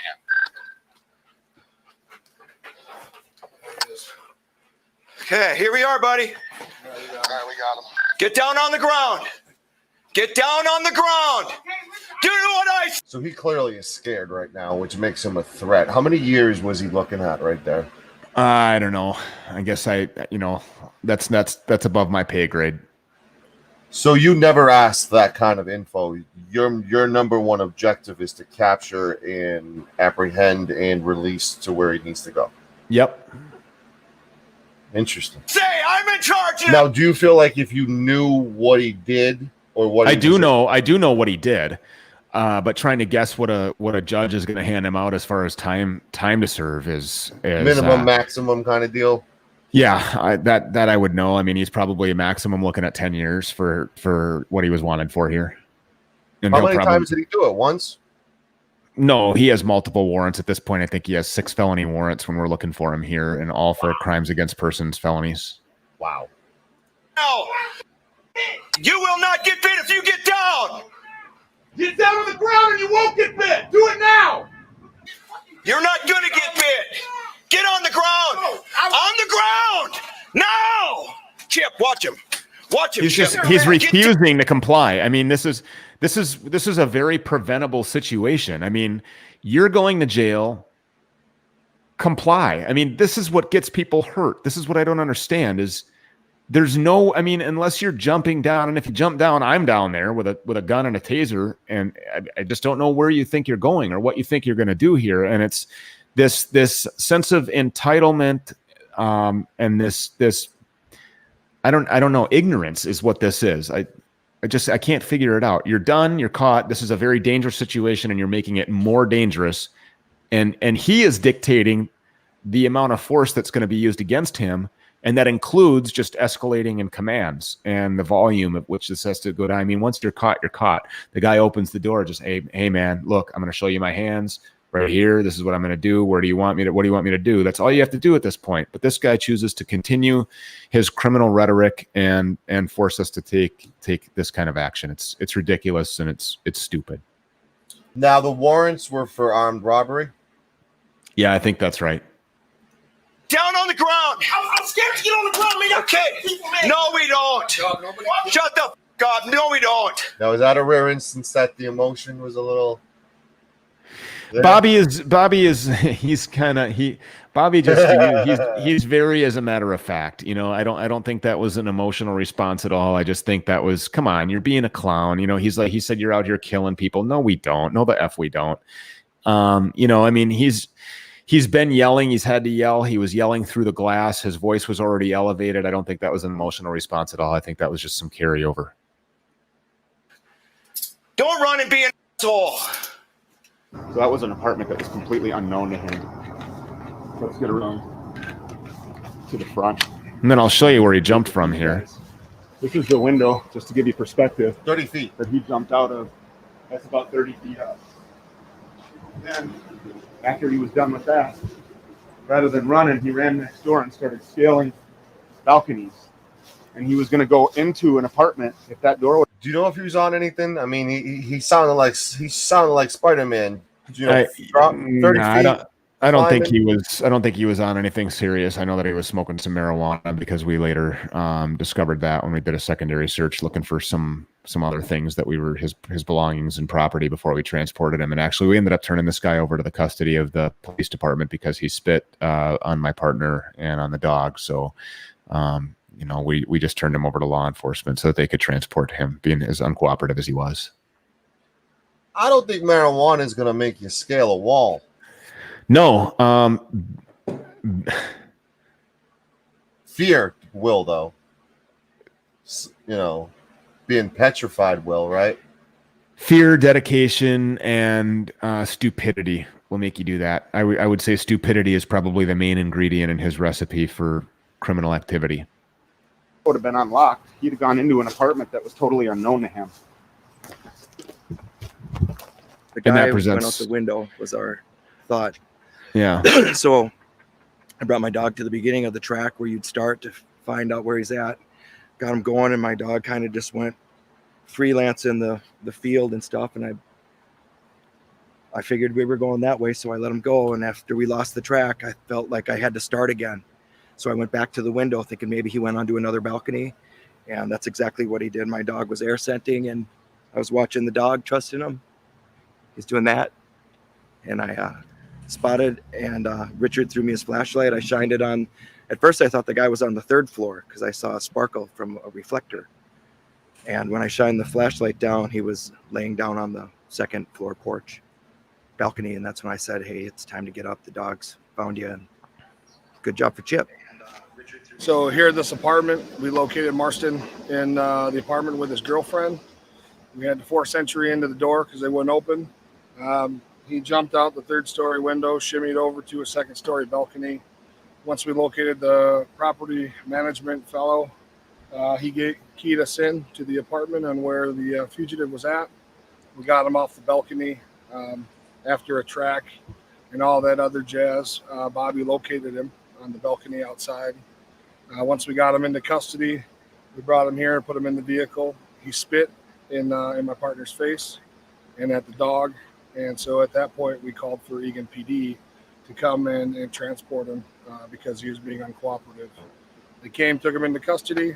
They drove away, and we're going home to play next to our wives. So him spitting on him and making accusations and things like that. I mean, everything is documented, audio, video, recorded with body-worn camera. But when we have a subject who's completely out of control like this, we're gonna have law enforcement come and probably just take him.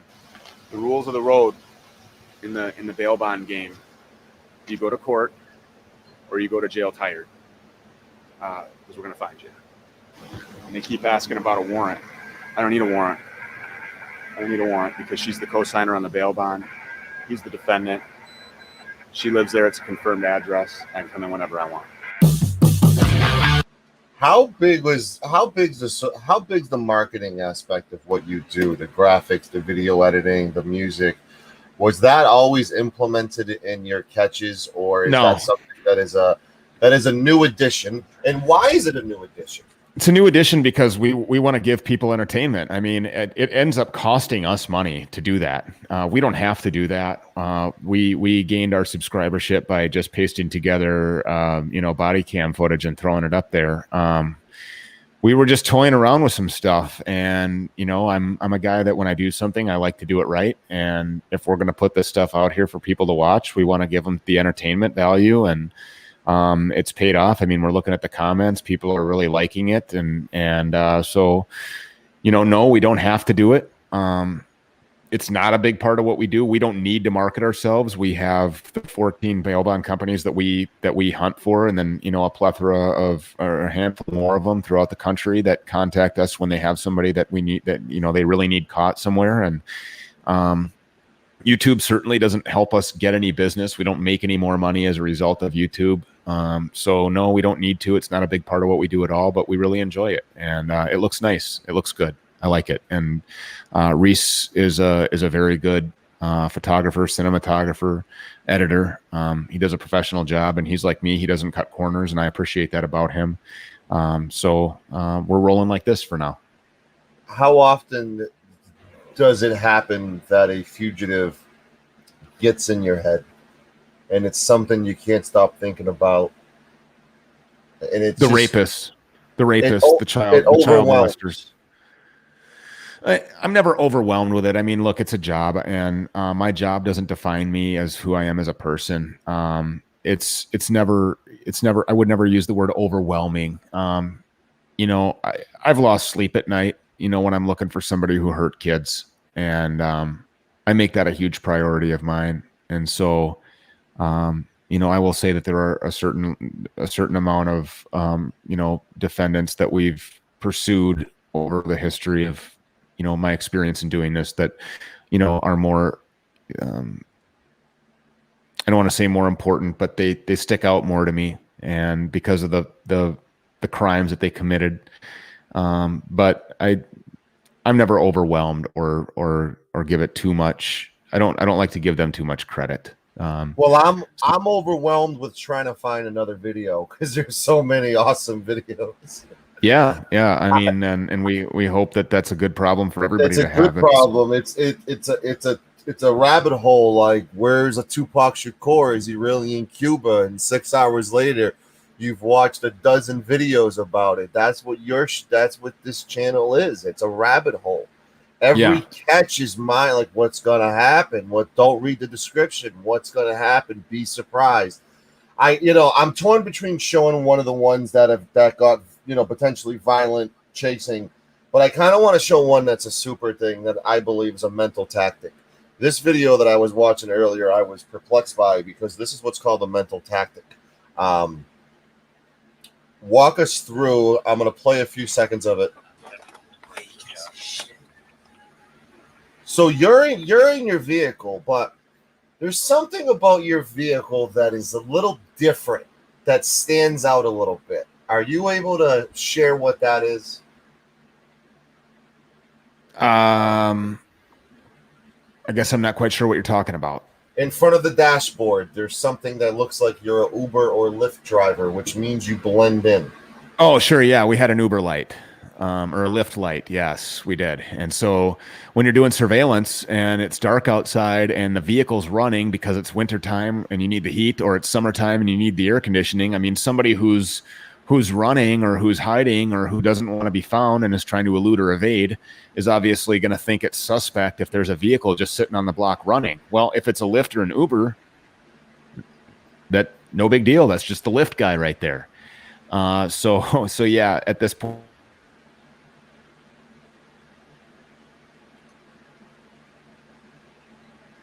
Are you there? 1 second. I'm going to remove you and add you. All right, you good now? Mic check. Just lost your audio for some reason. Unmute. There you go. He'll be right back, guys. We're going over one of the mental tactics that he did. I'm going to play a few minutes of it, and then we're going to get him in here to kind of pause it. Go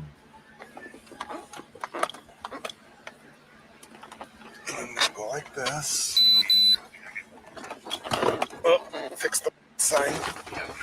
I'm going to go like this. We getting out yet?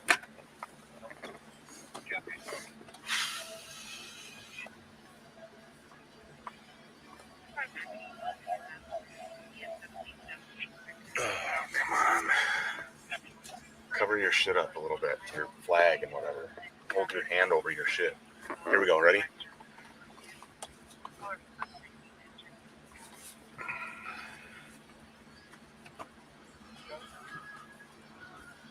All right. Yep, that's her. All right, get out. Get out. Go, go, go, go.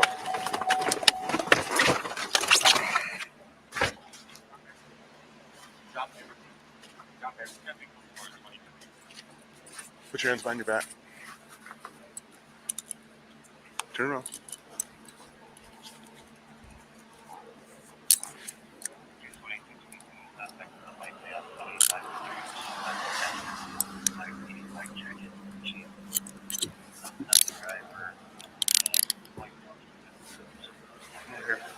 You see that light, guys? That's what I'm talking about. The lift light. Stand up in front of the truck there. Blends in.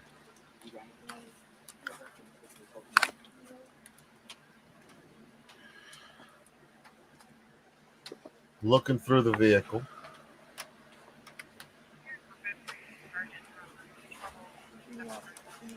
Look at that light right there. Look how... That's So a do you mess. have anything on you at all that's going to poke him or stick him or stab him? No drugs, no dope, no nothing? Okay. Why are you crying? Just a warrant. You're all right. See? Okay. Got to get it taken care of sooner or later, right? Okay. You're all right. Whose car is this? Mine. Yours? Yeah. Who's it registered to? My cousin. Where does your cousin live? Yep. No, You're good now. Downtown Minneapolis? Yeah.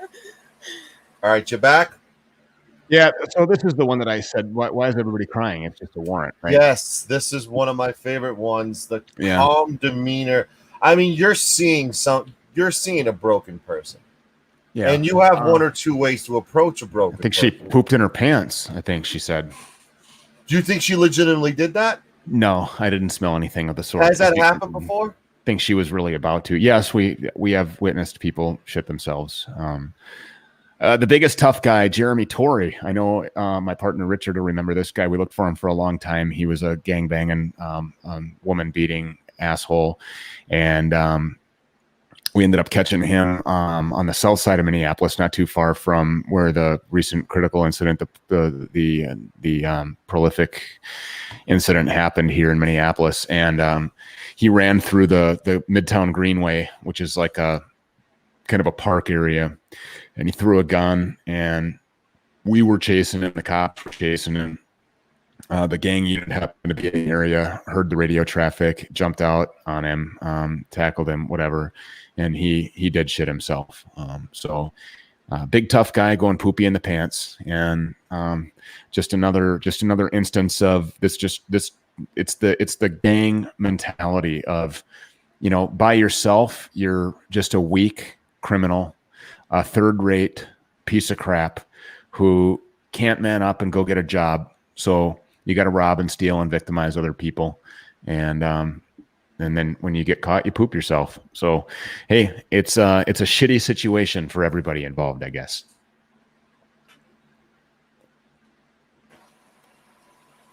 I think they were tight enough, but if you just want to double lock them. Who just went in the house? Who got out of the vehicle and went in the house? I just saw a question on the news feed on your channel here that I wanted to address, that I thought was a pretty good one, that says, do cops respect y'all, and do they help you? Cops, do respect us after they've worked with us, and the ones that don't, or who have an opinion of us without working alongside of us, have a preconceived notion of what a bounty hunter is. And there's a certain stigma that comes along with bounty hunting. Oh, they're the fake cops, they're the wannabes, they couldn't cut it as police officers, oh, they're the cop dropouts, or they're just in it for the money. Well, first of all, I mean, of course we're in it for money.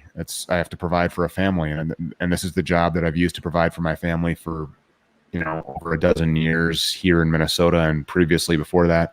We're not the wannabe cops. If we wanted to be cops, there's nobody on our team that couldn't go be a cop. But we enjoy the freedom. We enjoy the money. I mean, there's really good money in finding success in apprehending wanted fugitives from justice in the private sector.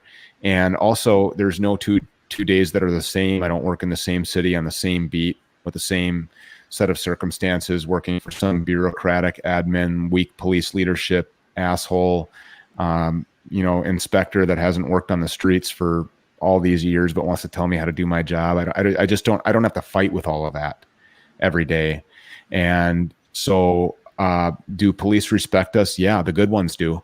And we work with a lot of really good cops, and but there are some that you'll never change their mind, and that's just a testament to who they are as a miserable person. I mean, they must be very miserable within their own selves to just say to dismiss you as a person or as a profession, no matter how professional you are, no matter how hard you train, and no matter how hard you work to be as safe as we are, and as effective as we are at doing our job. So I think that the individual circumstances, for the most part, our contacts are very favorable with law enforcement. The weirdest place we ever found somebody hiding, Richard likes to tell the one about the guy that was hiding in the clothes dryer. We found guys in fish tanks. People will hide just about anywhere, but the clothes dryer is definitely a good one. And I like that message there. Please subscribe, please follow us, please like us, please share our stuff. We're not scripted, we're not fake. That's your clickable link, and that's your other link. Same link, goes to the same channel. Yep, and we're not Patty Mayo.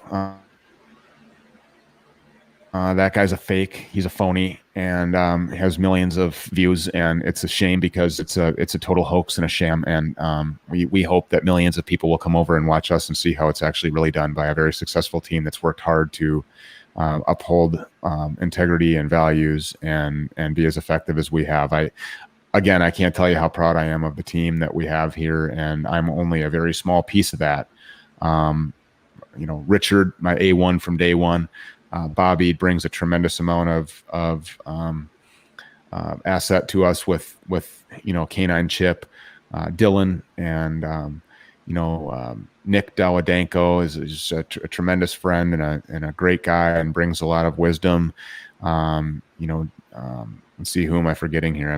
Brian was on the team. Sai Sisawan, he's a good guy. He's a little short guy. Nobody would ever see him coming. He's very fast, and we call him the ninja.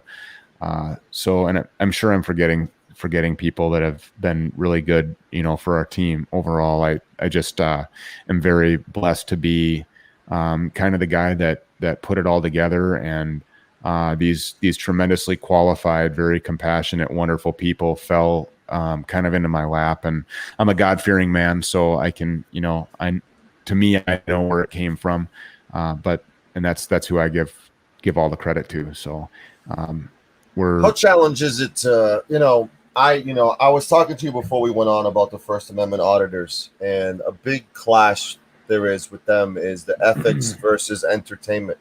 And a lot of times the entertainment, I mean, just today there was a horrendous person that we like to call frauditors, who motivated an individual who was of color to put a pantyhose mask on and run across the street until the police showed up just to film the interaction between police and a black man. Bullshit. That's totally, in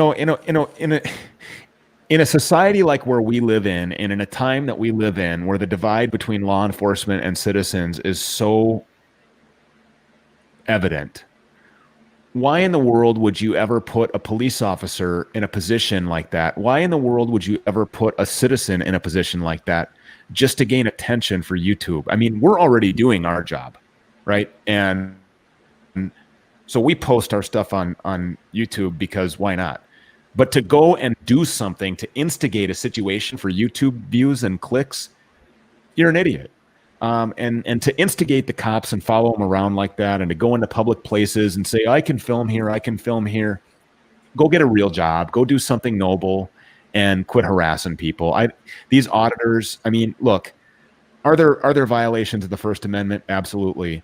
But I'd like to violate their nose with my fist when I see them doing this kind of stuff. I mean, it's absolutely asinine. I give them no respect. I give them no time at all on my YouTube views. When I see them come up, I block their channel. Get out of here, nerd, beat it, geek. Do you think there are good ones out there that are educating and exercising their rights? Yeah, I suppose there are. I mean, just like there's really crappy bounty hunters, I suppose there's really crappy auditors, and there's good ones, and I suppose they're few and far between. I have yet to see one that I really, that I really like. I don't. I mean, if I'm taking my morning deuce and, it comes to, if something is a little bit entertaining and I got absolutely nothing better to do other than wipe my ass, I might give it a little bit of attention. But nobody has really, that does that on YouTube has ever really grabbed my attention as well. This is a really upstanding, good person that has really good motives here. So if you can point one out to me, by all means, I'll give it a fair shake. I will. So let's kind of go over this again and kind of break this down. Friends. So what charges is she looking at right now? What's her story? I don't remember what her story was. I think it's probably drug related, if I remember right. And again, you can't hold me to that because I've had a lot of interactions since this one. Why don't you just tell me the truth? Who went in the house? Your friend and your boyfriend? Am I right? There's Sai, the ninja. I'm not right. Usually when I ask a question, I already know the answer to it because I was sitting right there watching everybody that got out of there. Okay, we're not drivers, obviously. I feel like I'm gonna shit my pants. Well, don't do that. That's gross. I know. Oh, wow. It's just a warrant. I mean, calm down. You're not going to prison for murder, okay? You just have a warrant for your arrest. Few of them. What I'm asking, the reason why I'm asking is not because I'm here wanting to arrest somebody else. Yeah. Okay? I'm asking because I want to know if there's anybody in there that you trust to give your belongings to, your keys, your purse. Now, is that something that separates your team from a lot of others that do this, that compassion aspect? I don't know. If other teams aren't displaying empathy and compassion, then they shouldn't be doing this job. Is this job cutthroat? Is it competitively cutthroat? Are there groups coming up out of the blue trying to take your contracts and trying to take food off your table? Yes, there are, with very limited success. Actually, no success. Nobody's ever gonna take the place of our team. And when they try to, we only grow larger. We're getting phone calls every day of more bail bond companies that want us to chase their people. So I'm not worried about that. I think competitive breeds success. Competition breeds success, and I love the competitive edge to it. I would never knock somebody for trying to get into this business. And if you want to try and undercut us, then that's, hey, by all means, go ahead. But what's going to keep people coming back to us is that 98, 99% success rate that we continue to have year after year over and over again, because it's, the team that I have, the fortune of having behind me, or alongside of me rather, is it's just there's nobody out there doing it like this. I've been told by really prolific, outstanding, legendary bounty hunters who came long before me that they could never imagine doing the job like we do it with the amount of success that we have. And those are tremendous accolades and huge pats on the back from guys. I'm not going to mention his name in particular, but he's a legendary bounty hunter. He wears a cowboy hat and always chews a toothpick. So you can Google that, look it up. Fantastic dude. He knows a ton. He was here a long time before I was, and he's still doing this deal. So to get a pat on the back from a guy like that, is that says enough. And so, no, is it cutthroat? Yes, bail bonds is really cutthroat, because here's the deal. At the end of the day, a bail bondsman, no matter who they are, they all provide the same end result. Somebody gets out of jail, right? So why would I choose bail bond company A over X? Well, just who can get here first, right? So yes, it's very cutthroat. Or who's going to give me a discount? Or who's going to let me only put 30% down instead of 50% down? Or maybe they make the balance only paid off in 6 months instead of 2 months. Or I know this guy, and there's dirty bail bond people out here, just like there's dirty anything else. So yes, it's a cutthroat business. It's dirty, it's grimy, it's slimy, but it's getting a lot better. And here in the state of Minnesota specifically, there's new legislation that allows for the bail bond people to actually have to uphold a specific way of conducting business, which has really weeded out those people here in the Twin Cities metropolitan area. And so whereas 3 or 4 years ago, I would have said this is one of the dirtiest businesses I ever been in. Now today I would say, wow, where's all the bad guys at? Because they're gone. They're gone. And everybody that we work with and work for, and even the people, the bail bond companies that don't hire us, they seem to be conducting business and adhering to the letter of the law. There's a consent order here that allows for no error when it comes to scrupulously maintaining that code of conduct. So the state of Minnesota did do some good things there. I applaud them for that. And it's really actually cleaned up here in Minnesota, and I hope it sticks around. There's the threat of this bail reform thing, and then nobody would be able to hold fugitives accountable. Nobody would be able to hold anybody in jail. Nobody would ever answer to any of their crimes, and they'd all be running around. It would be just like Chicago or any one of the other liberal Democrat-run violent cities in America. So with a female, there's always the risk of there being allegations. Having a camera is there. No risk of that. I'm wearing a camera. There's a camera on the dash there. Right. There's 2 other cameras inside of the vehicle. My partner's wearing a camera. So yeah, there's no risk of that whatsoever, and that's why we wear those things. Have they attempted to say it even though there's cameras? And has any female tried to make sexual favors in order to get away?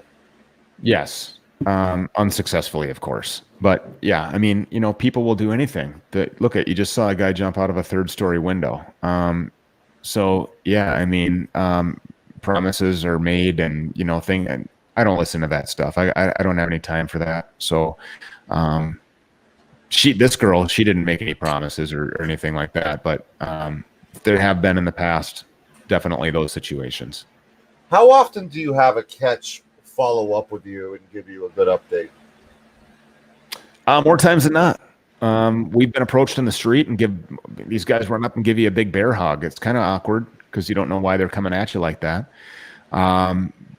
We've had other guys call us. We've had people write books where we're in the book. We've had people's moms call us and thank us. There's a lot of follow up with our team, and I think that's just because of the fact that we're humans. We're not out here trying to be anything that we're not, and we show people a lot of respect, and we have a lot of empathy and a lot of we're just good people. We're doing it for the right reasons, other than a paycheck. So you're going up natural evil. So you're returning her property to a family member, correct? Mm-hmm. Is there a level of risk right now, a level of threat when you're walking up these stairs? Of course, yeah. Her boyfriend, who we also have knowledge that has felony warrants, has gone up these stairs and into that apartment at this point. And I don't know anything about who else might be in there. So yeah, anytime you're knocking on a door, there's definitely some risk. And look at this. I mean, where do I go if somebody comes out of that door? Is that how Minnesota is? Is that how every house in Minnesota is? Every building that narrow hallway? No. The older ones, the post World War II homes, a lot of them are like that. Right.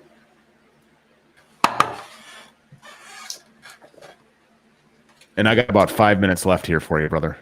All right. So let me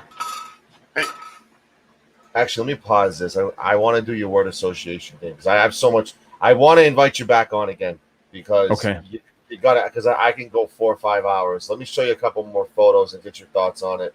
Well, you've been a very fair interviewer, so I'll grant you that follow-up interview anytime. I appreciate that. Let's talk about this individual. That was just the other day. This guy is a undocumented illegal immigrant from Guatemala. He had a warrant for his arrest, failing to appear for an aggravated DWI, which means that he had a DWI. There were aggravating circumstances. He caused injury or was more than a certain amount over the legal limit. I don't know exactly all of the things that can aggravate it, but it was a body only warrant. And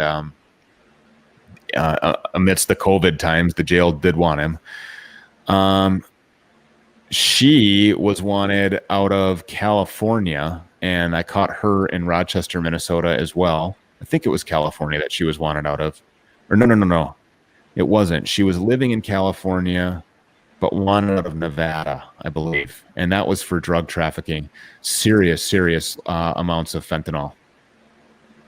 What are your thoughts when I show you this picture? Love it. Love that. I mean, that is exactly the bridge that we need, the divide that we need to bridge right now is that right there. I love seeing that. Walk us through your goals. What are your goals? Do you do actually? My last question, my last two questions is walk us through your daily life routine from wake up to go to bed. Is it a fluent schedule as far as do you block out personal time? And walk us through any goals you have with doing this. All right. I'll try to wrap that up as quickly as I can and give you an honest answer. No 2 days are the same. I'm a father. I have 2 boys that are 8 and 5, and I have a girl who's almost 2. I'm married to a nurse who works in the emergency department. Her schedule is crazy. My schedule is crazy. Yes, we intentionally block out time to spend with our family. I've got, boys that play sports, hockey, baseball. I try to be at almost every one of their events that I can be, unless absolutely unattainable due to scheduling. But I'm a very involved father, and it's so right now it's wake up in the morning and get the kids ready and make them breakfast and drive them to where they need to go, and then go to work, and then try to come back for their sports stuff, and then sometimes go back to work after that. I'll drive an hour from an investigation to go watch a baseball game and then back to the investigation again. And my partners are very understanding of that shit. Sometimes they'll even come to the games with me. As a matter of fact, Richard just came to my son's baseball game the other day before we caught the dude that was wanted out of Colorado, that guy. So every day is different. There's no 2 days the same. I try to work out as much as I can, get to the gym for an hour a day in there will save your life out there. So I try to stay as fit as I can, get to the gym, and then goals. I don't know, man. I'm pretty happy. My goal, I guess, would be to stay vertical and to be a better dad every day, to continue to, I don't know, man. We're pretty good. And when I say pretty good, I don't mean just at catching people, because that's obvious, or we wouldn't be in the situation that we're in now. I mean, we're pretty fortunate. I feel very blessed to have this team, and I wouldn't change a thing about the way that we do things, other than just continue to be students of the game and take advantage of every training opportunity that we have, and do a lot more listening than we do talking, and just get better at the chess game every day. I mean, I say it at the end of every one of my videos of recent. There's assholes with felony violent crimes against persons warrants running around amongst you every single day, and we're right behind them. And so I guess the goal is to try to catch up to them a little bit quicker. They're all going to go to jail. Just some of them will go to jail tired. I want you to plug your social media platforms. One rapid fire question is, as well as doing that, is have you ever cut anybody a break and let them turn themselves in? And please plug where everybody can find you on social media. And I thank you for your generosity, and I hope you're being safe as well out there. I cut them a break when I give them the opportunity to turn themselves in when I first make contact with them. If they don't do that, no, there's no breaks. Nobody gets a break if I have them in handcuffs. It's because they were trying to elude us, evade us, and we're trying to screw the system. So no, nobody gets any breaks. And as far as where you can find us, just put TCAT, TCAT into any social media platform, whether it be YouTube, Twitter, Facebook. You'll find us on Instagram as well. I just got Stu, love your channel. Thanks so much for giving the interview. Absolutely. Thanks for having us on, and we'll look forward to seeing you again next time. Awesome. Thank you so much, everybody, for hopping on. And please like, share, and subscribe to TCAT and to El Sancho. All right, guys.